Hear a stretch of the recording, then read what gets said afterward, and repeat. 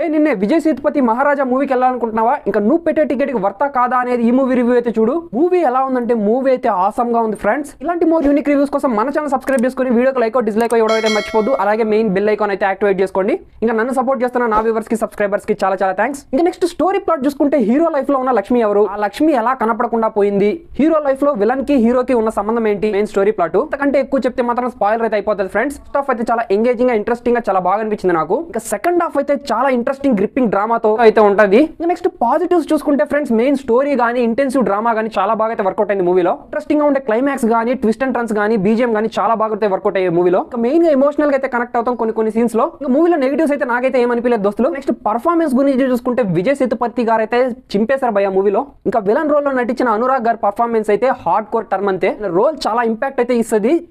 Must watchable whole family అయితే చూడొచ్చు. ఈ మూవీకి నేను ఇచ్చే రేటింగ్ వచ్చేసి 4/5 ఆనియన్స్ అయితే ఇస్తున్నాను.